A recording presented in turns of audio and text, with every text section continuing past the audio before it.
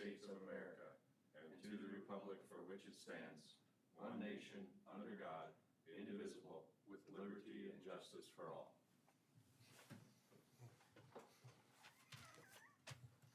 All right, good morning, everybody.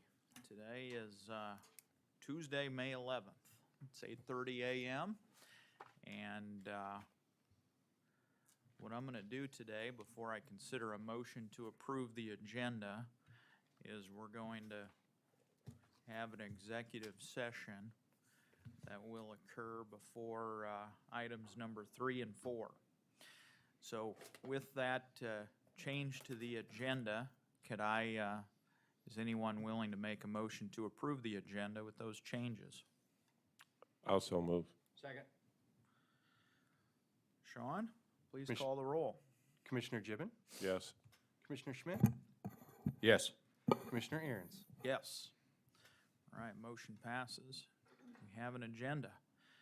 We've got the claims and the reports, which you can find in the share file.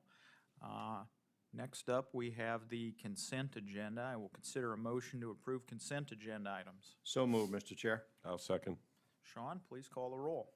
Commissioner Gibbon, Yes. Commissioner Schmidt, Yes. Commissioner Aaron's. Yes. All right. Opportunity for public comment. Do we have anybody here from the public that would like to be heard? If so, step up to the podium and Nope. speak your piece. Well, you can speak in public comment, but you're here for a public hearing. Okay, you're here for the public hearing, ma'am? Okay. Seeing no one from the public who would like to speak, do we have any commissioners who would like to make a report? Mr. Chair, I would like to have John Rambo come up, please.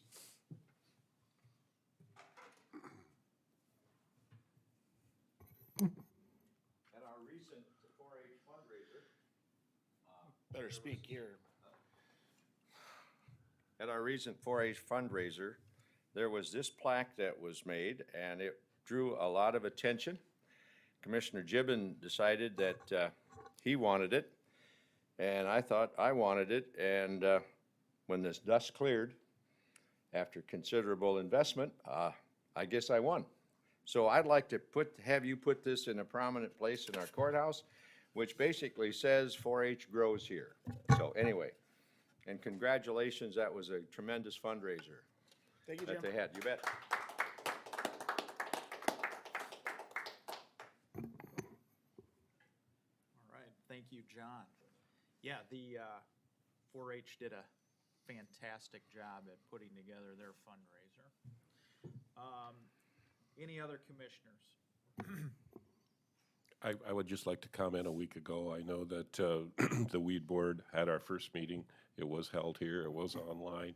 And so I would like to thank Terry Floyd and Russ Hagan for getting that organized. And I believe the information will be obviously available to everyone now. The fact that we're meeting here and so on and so forth. Thank you. Any other commissioners who'd like to make a report? All right, seeing none, we'll come on for regular business. We'll wait a minute here. Anybody else want to fill up the 1 minute that we have until our public hearing is set for? So at 8:35 a.m., we have a public hearing. Consider a temporary on-sale malt beverage license.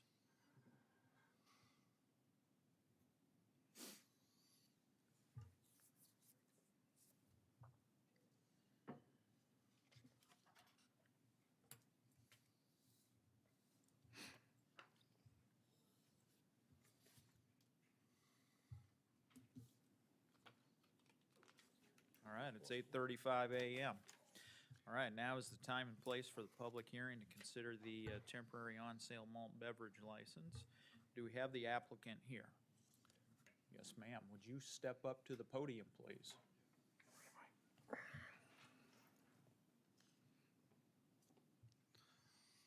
All right. Go ahead and tell us what you plan to do. And Okay. I'm the vice president of the Lennox Athletic Booster Club. And could you say your name and address for the record, please? Jennifer Slack, 28357 466th Avenue, Lennox, South Dakota. Thank you. Go ahead. Okay.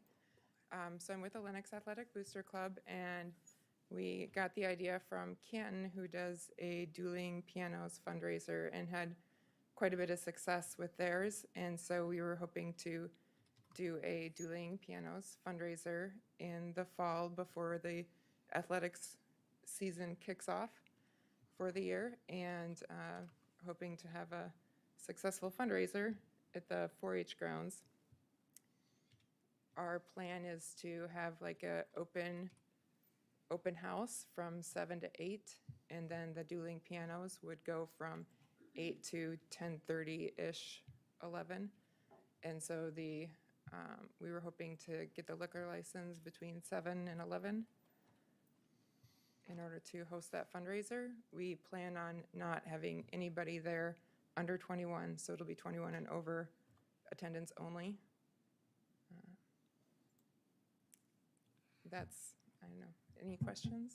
I noticed you said liquor license, but you mean on-sale malt beverage license, right? Okay, thank you, yes. Just want to make sure. Yes, Okay. yes. And then on your application, and I know it wasn't, I don't believe it was you who filled it out, it was Heidi. Right. She checked the box that said she had been convicted of a felony. Okay. Is that a mistake or is that accurate? I am not aware of that. That sounds inaccurate. Okay. Or do you? That was a mistake. Okay.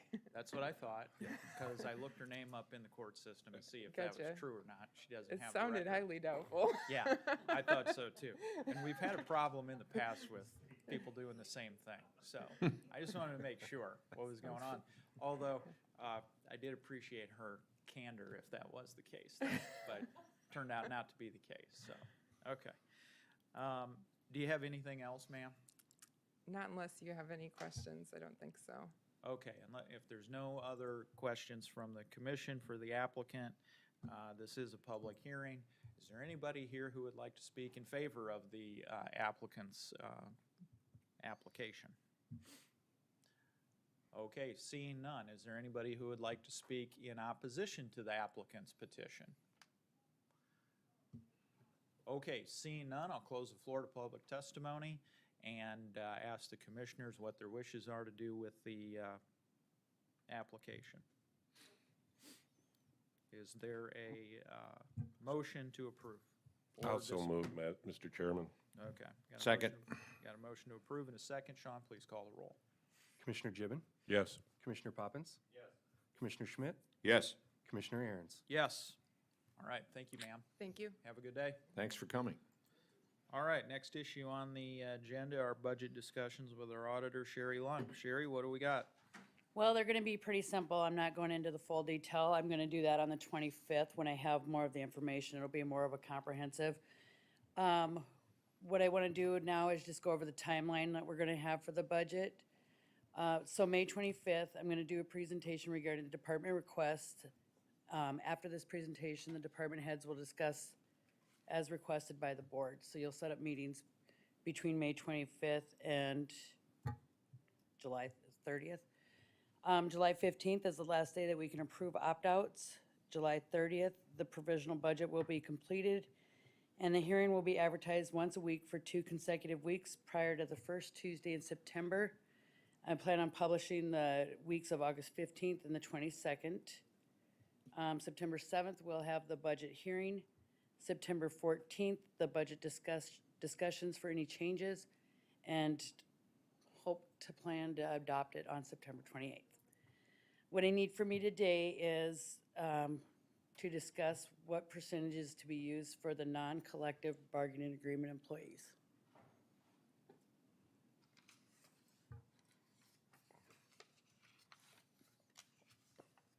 Mr. Chairman, does that have to be done today? I mean, I guess I haven't given this much thought yet. This is just a guidance so that we can start getting the budget documents prepared. Obviously, it's not anything set in stone until the budget's passed, but in order to continue moving with the budget, I need to know where to go with it. Was this, Julia, did you make recommendations last week? I did. Do you want to share those again? If you would, please. Sure. So I presented some data about the labor force and then also what our other comparable entities are doing. But my recommendation was 2.5% increase to 3.25% increase. And the 3.25 comes into play because that's what our current union individuals are receiving. So if you wanted to move that direction, that would be consistent with that approach for them.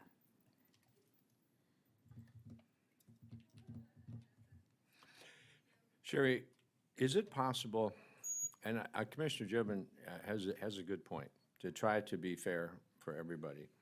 Is it possible to say, okay, if you did a 2%, it would be, based on the current staff, it would be X cost to the Yep. budget?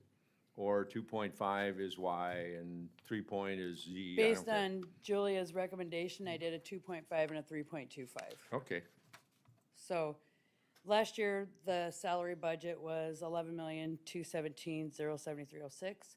With a 2.5, we are looking at an increase of $536,201.81. But in that number, we have to keep in mind, last year, we didn't have elections, election official, or our election people budgeted, and we also have new positions, the HR, the VSO, and the state's attorney added to that. So taking those two numbers out of there, it's an increase of $245,537.26. Now, at the 3.25, that would bring the wage budget up to $11,804,554.44, an increased budget of $587,481.38. Again, with those other positions taken out of there, it's an overall increase of $296,816 from last year's budget. Did I do them too fast? Of course you did. I'm kind of a visionary person, Mr. Chair, so I can- I would like to see it on paper, please. Okay. Yeah, of course. Thank you. so, okay, so I at about 2.5%, with the new hires in, it's about $500,000. When you take those out, you have about $245,000 roughly. With the 3.25, you got $587,000, taken out is $296,000. Am I pretty close? You're pretty close. Yep, okay. And then Sherry, there was also some discussion last week by Julia about when you look at what other entities of government around us are doing, they kind of came together and did like a 2% increase. Could you also just run the numbers at the 2% number as well? Yep. Thank you. And I guess if you just pass that around to everyone, that'll be, offline, that'll be fine. Thank you. Do you want me to pull it up? You don't need to write this Okay. per se. I mean, if you could just distribute it after the fact, that's Yep, fine. sure can. Then everybody can look at it and digest it, process it on their own, however they want to. Okay, does anybody else have anything for the auditor? I have a question for Yes, sir. HR, if they're Yes, sir. willing. They probably touched base last week, but I missed it unfortunately. The turnover factors, what are we looking at so currently on our percentage of turnover for the year? As of last year, it ended just over 17%, and as of this year, we're at 6%. 6% so far. Yep. And of the people that are leaving, are most of them moving outside of the area or just finding another occupation? It's a mix of both, I would say. Okay. All right, we'll talk about that later. Thank you. Okay, so I won't have a percentage today then. Is there anything else that you guys want me to present? I'm not gonna be able to present on the 25th budget now, because I won't have a number. But is there anything else you want to for- see? Well, if you've got a timeline, and that's a flexible number, right? I mean, we're just projecting something out there. Yep. Okay. So, Commissioners, I know you want to hand it out, but can you compute that 2%? Can you compute that rather rapidly? I can do it while you guys are in executive session. Thank you. Sounds good. Well, Then let's do it Revisit it that when you then. come back. Yeah. Let's do that then, if you would. Okay, Yeah. perfect. Okay. Okay, does any other commissioner have a question for the auditor or anything else to say about budget discussions? Okay, if not, we'll close the floor on that issue. I would like to call for an executive session under, and this will be fairly quick, under SDCL 1-25-2 sub 1 to talk about prospective employees. Would somebody be willing to offer a motion on that? So moved, Mr. Chair. I'll second. Sean, call the roll. Commissioner Gibbon, Yes. Commissioner Poppins,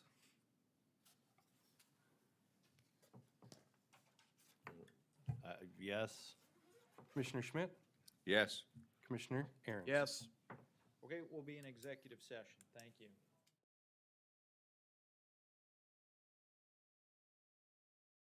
We'll continue on with our agenda items number 3 and 4 and 5 and 6. Can we get a motion to exit executive session? Yeah. Can I have a, Motion ahead. to come out of executive session. Second. Sean, call the roll? Commissioner Gibbon, Yes. Commissioner Poppins, Yes. Commissioner Schmidt, Yes. Commissioner Aaron's. Yes. All right, we're out of executive session. We're back in regular session. Julia, go ahead. The first is to hire Hannah Mulder as a full-time human resources technician for the Veteran Services Office in the Human Resources Department at $18.69 per hour effective the 18th of May. Do I have a motion? So moved, Mr. Chair. Sean, call the roll? Commissioner Gibbon, Yes. Commissioner Poppins, Yes. Commissioner Schmidt, Yes. Commissioner Aaron's. Yes. And next is to hire Erica Reber as a full-time deputy state's attorney for the state's attorney's office at $2,868.80 biweekly, effective the 10th of May. So move.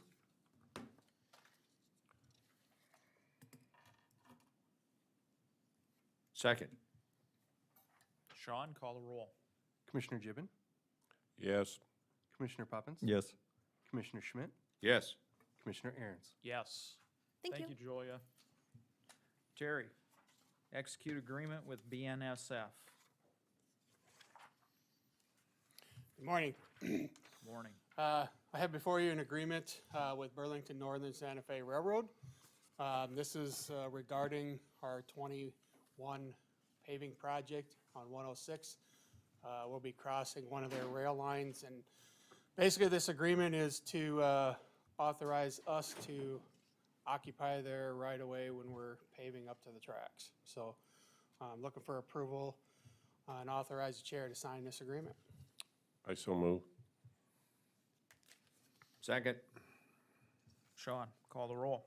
Commissioner Gibbon, Yes. Commissioner Poppins, I'll save my comment for afterwards, so yes to this agreement. Commissioner Schmidt, Yes. Commissioner Aaron's. Yes.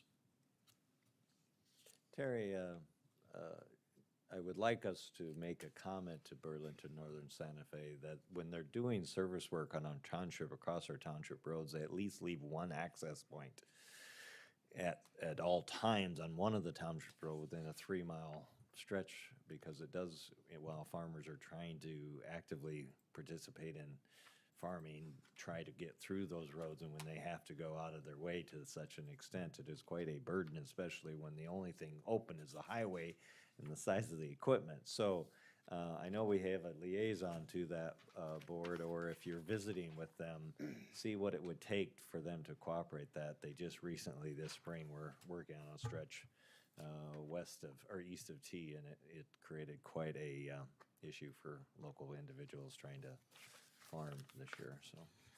I get it. I did receive a call from a property owner on one of those stretches in a township road next to railroad line that was closed, and they were very displeased because they had no notification on it from them as well, so either, so. And it wasn't just for a day, this was for weeks Yes. at a time, so. Yep.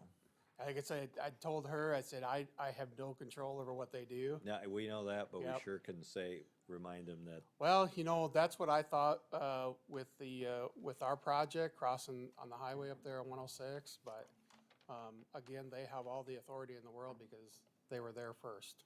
So, and we're crossing them. Right. So that's what I was told. So unfortunately, they got more power than.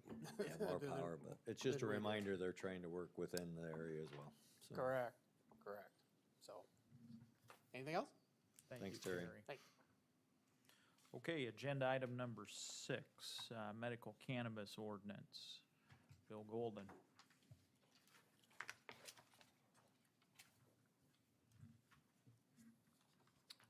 Good morning. Morning. Morning.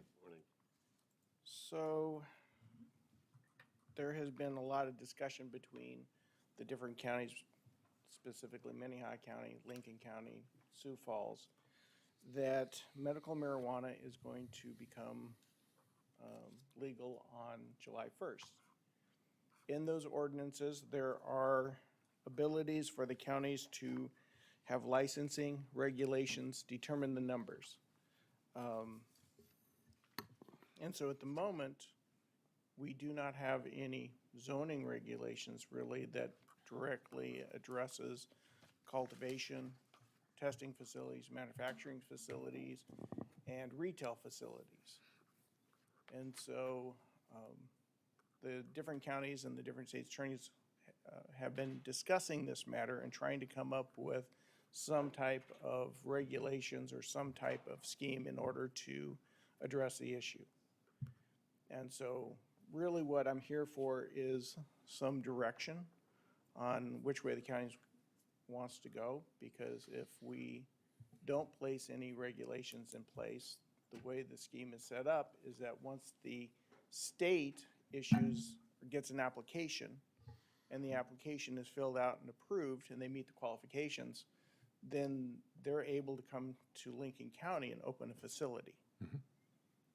And so then we're gonna have to address the issue of how does it fit into our comprehensive zoning plan? How many of those facilities do you want in the county? Where do you want them located at? Do you want a licensing scheme which is authorized by the statute where you can license them something similar to like alcohol? So they would have to be approved and come before the commission and pay for a licensing fee.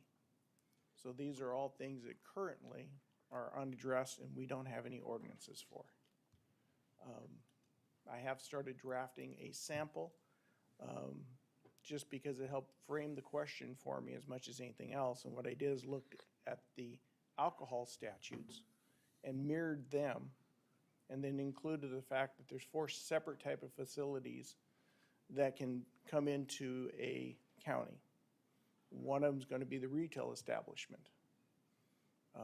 There's going to be security issues with that when you have marijuana being sold there, and who can come in and who can buy, whether or not it's going to be recreational. That's up at the Supreme Court at this point. We don't know if it's going to be held constitutional or not. It's an open question. But on July 1st, it will definitely take effect unless the court intervenes. When it comes to medical marijuana, it will come into effect on July 1st. It's the same thing with the retail facilities.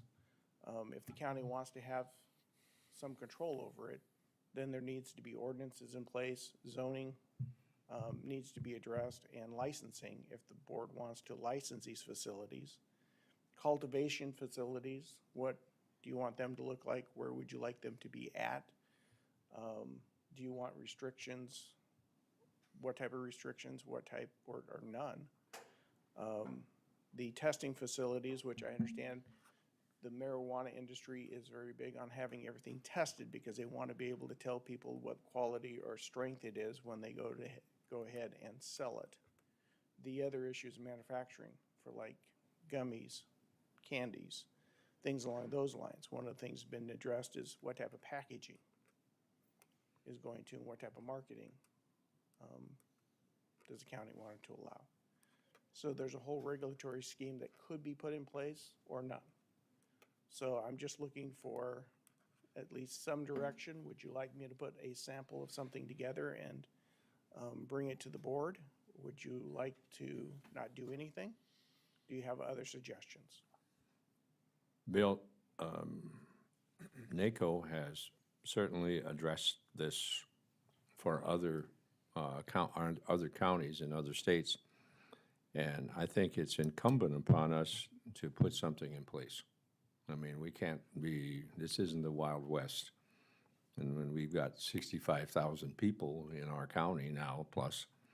So when you talk about number of vendors, locations, license, security issues, testing facilities, packaging, we have to have something in place that are guidelines.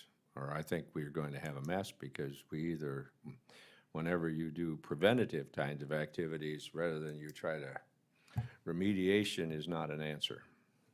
So I would say, Bill, I'd be happy to be volunteer to work with you and any other commissioners on putting something together that we can present that has some guidelines for potential sales. And we're under the gun because July 1st is the drop dead date, so. Bill, I agree with Commissioner Schmidt. We need to move forward with this. I know that there's been some discussion in other parts of the state, other counties, of wanting to put a moratorium in place or to put a pause on this. I think given the fact that it not only passed and will come into law, but it passed with some pretty resounding strength in this county, 74-26, that it's incumbent upon us to move forward and to put responsible and reasonable regulations in place as it regards this. So I think I'm of the mind of wanting to move forward and put this into effect as what the voters told us to do. And let's get in front of this and let's start putting together some zoning regulations here and try to figure this thing out. I don't think it'll be that difficult, given the fact that many other states and counties around the country have grappled with this over the last decade or so. So I think there's a large body of work out there that we can draw upon for inspiration from other states. And I think Yankton County already grappled with this and put something into place already. They have. Yeah, they're ahead of the power curve here. But I do think with our proximity to Sioux Falls, just given the population base that we have encompassing northern Sioux Falls, I could see a situation jurisdictionally similar to where people from Minnesota like to buy fireworks in South Dakota, right? And the same thing may happen here. And I think that's a nod to what Commissioner Schmidt is saying about having 65,000 people with our population. There's going to be a certain number of that 65,000 who may be issued a medical marijuana, medical cannabis card, and they're going to want some place to be able to purchase that from. So let's get a move on with this, and let's crack the shell, let's figure it out, and get something in place.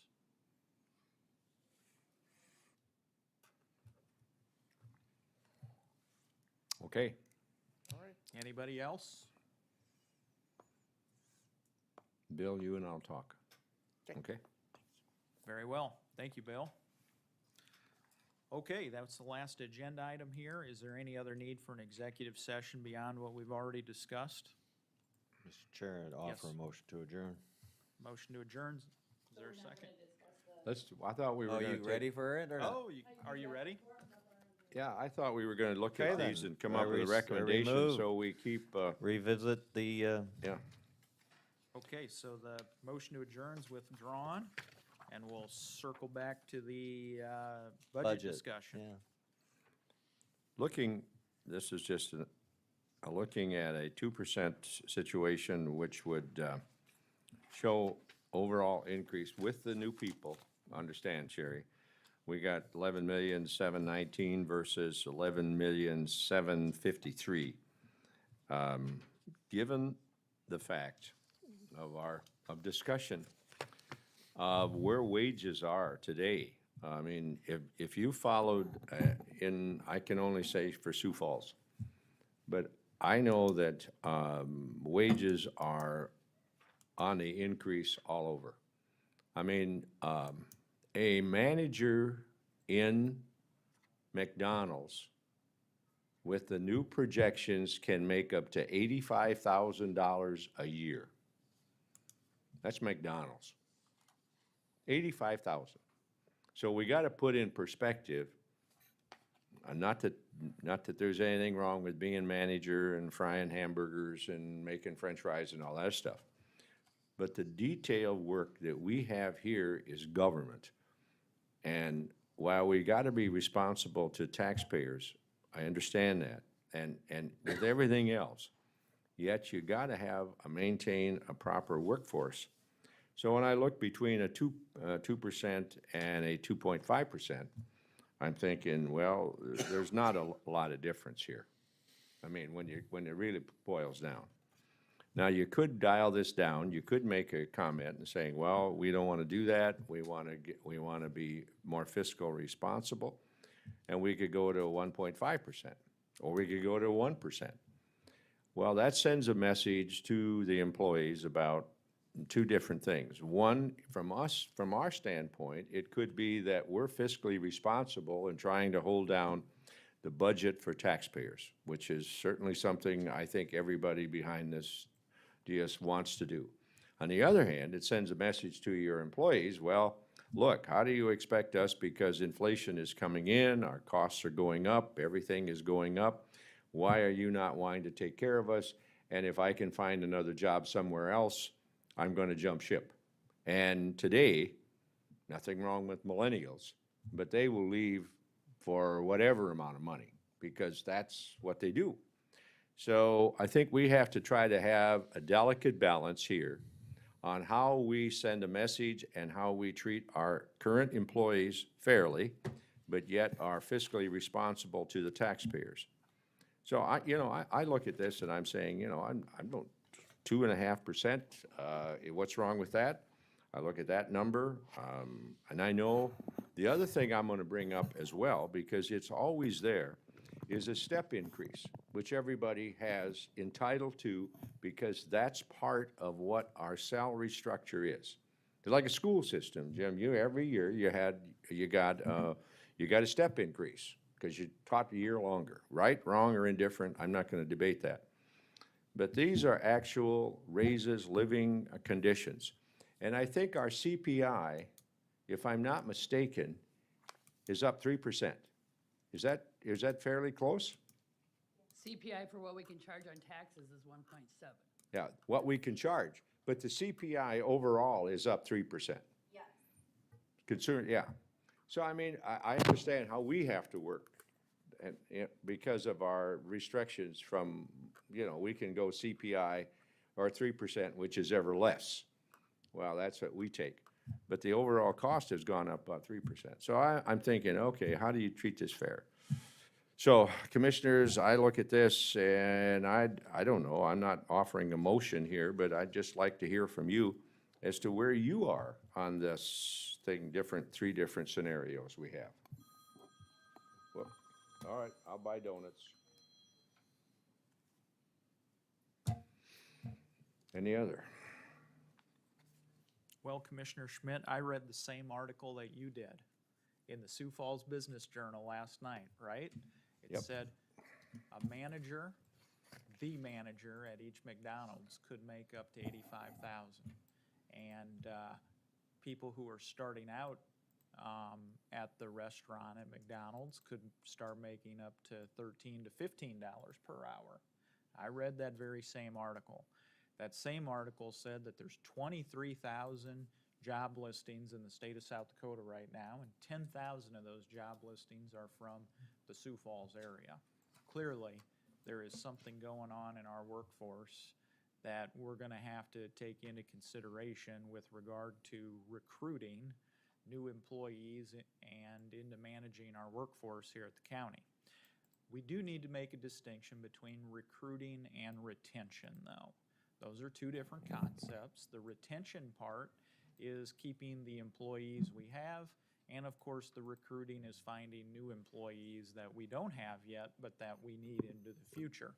So I'm going to reserve any comment on the percentages right now until I hear more numbers from Julia. We can dig into this in the future. We don't have to do it right now today. That, you know, what our recruiting percentages are, what our retention percentages are. I think I want to know what every time we advertise a job here at the county, and this is a important discussion we need to have in terms of managing our workforce, not only for the immediate future, but for the next 5-10 years as well, is how many people are applying for these jobs? What is the quality of those applicants? What are you hearing back? What is the long-term feedback? Not just for maybe one position, but, you know, over the last couple years, what are you hearing for feedback from these people? Are we offering the right salary schedule when we're trying to recruit these people into the workforce? Are we losing employees because we may not be offering the right salary? It is government. We are somewhat limited in our ability to offer, I guess, what I would call perks or benefits to people. But at the same time, we're somewhat limited only by our own imagination, right? Because there's other things we can do, thinking outside the box, in terms of how we can manage our workforce that maybe we haven't done in the past. So I'm very interested in hearing all of those things before I jump on board with any kind of percentage. I do agree with Commissioner Schmidt, though. It is becoming very competitive out there to recruit new employees. So that's kind of why I'm drawing the distinction between recruiting and retention just at this initial juncture. Thank you. Mr. Chair, I have no problem with any of the requests that you've made. I just think, Sherry, how far, if we do this and next week, we do have a meeting next week, correct? Okay. Does that delay your, Oh, we don't have a meeting next week. The next meeting's on the 25th. Yeah, it delays us. That's why we talked about it last week, and we're talking about it this week, and okay. because then I'll have a week to get all the stuff together so you can see the overall budget. I mean, these are numbers. These are nothing written in stone. It's a starting point. We know we're capable of cutting where we need to. So if we're not happy with where the numbers fall, then we cut it. But without having these numbers in there, I can't even begin to prepare the budget, which is not a week process, 2-day process.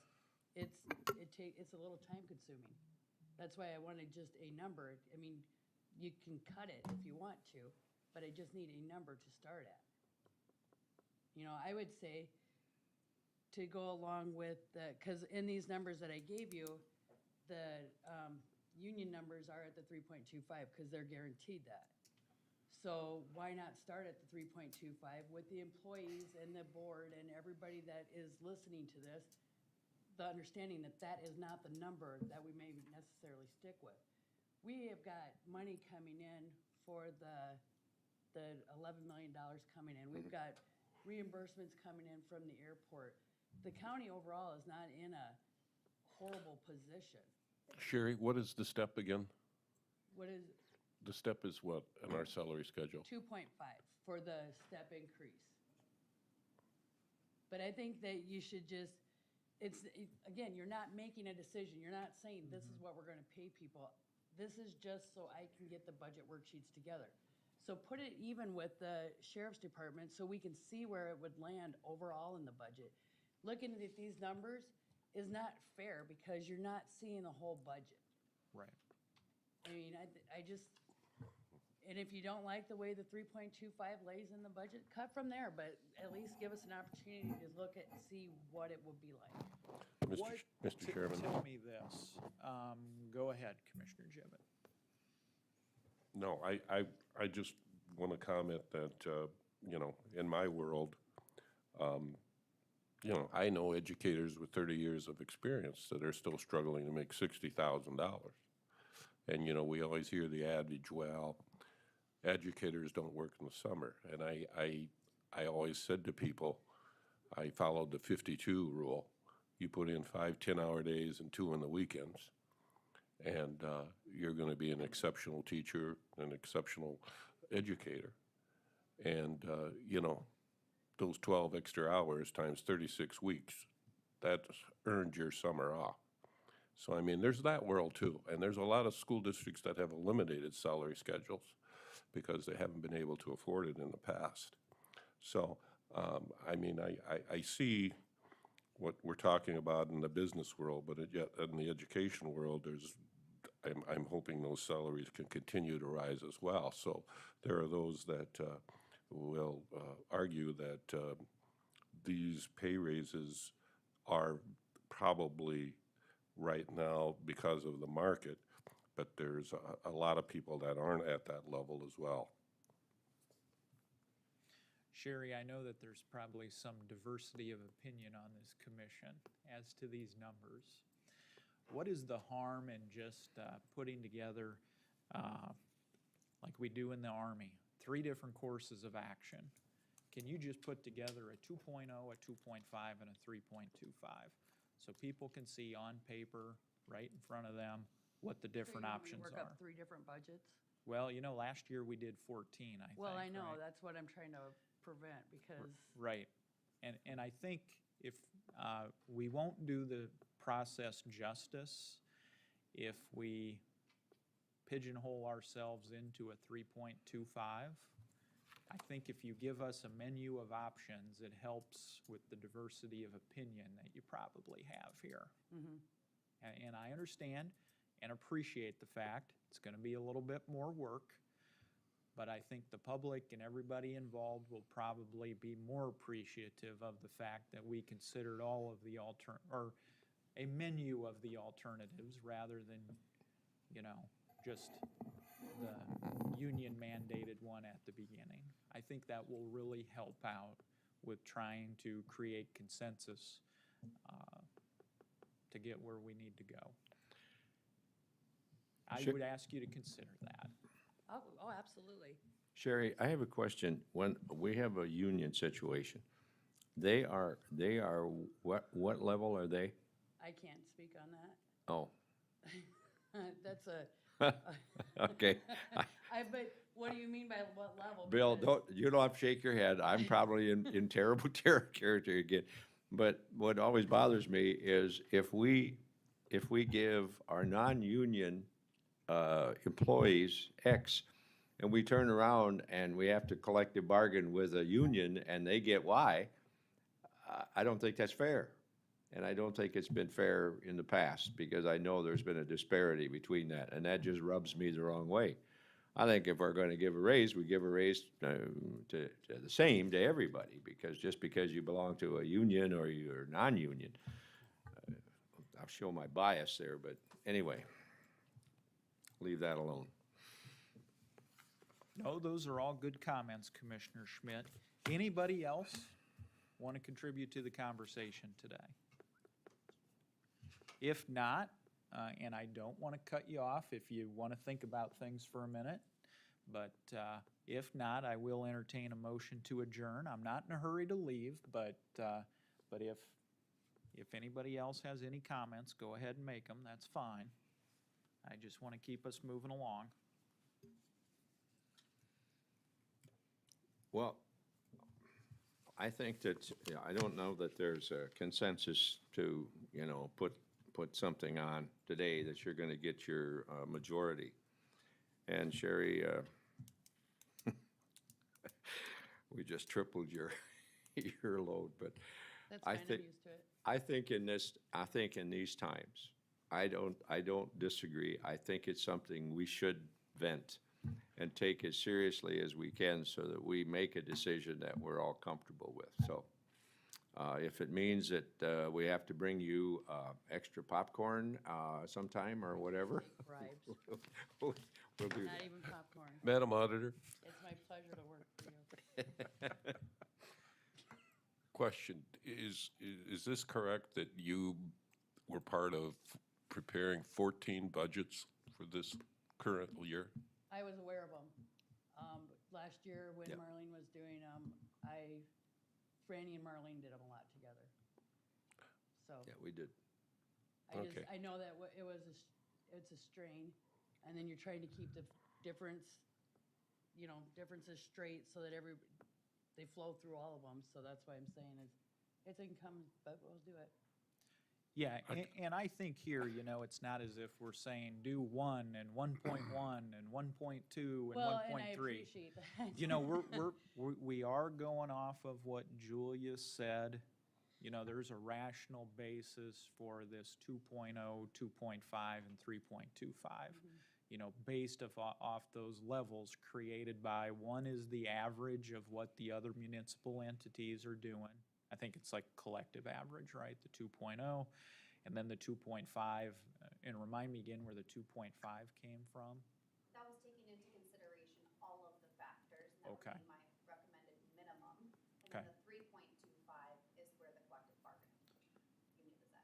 Thank you. So I do, you know, there's some pretty solid support for coming up with each of these numbers, as opposed to, you know, just pulling them out of thin air. So I do think there's some solid support for those 3 courses of action. So I should be able to have them together for you on the 25th when we meet.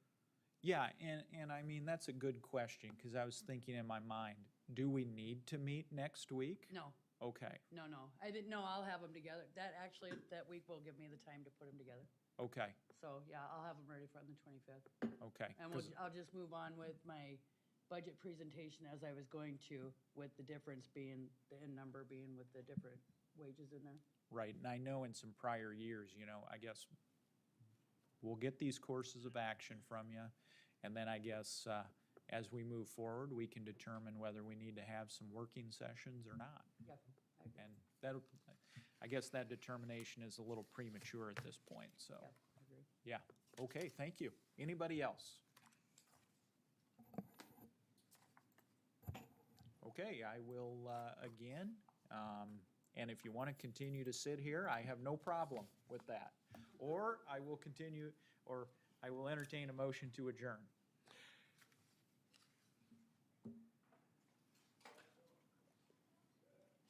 And make your I'll motion. go ahead. I'll make a motion, we adjourn. Not everybody all at once, okay? All right, there's a motion to adjourn. Is there a second? I'll second. Okay, any discussion? Hearing none, clerk will call a roll. Commissioner Gibbon, Yes. Commissioner Poppins, Yes. Commissioner Schmidt, Yes. Commissioner Aaron's. Yes. Thank you.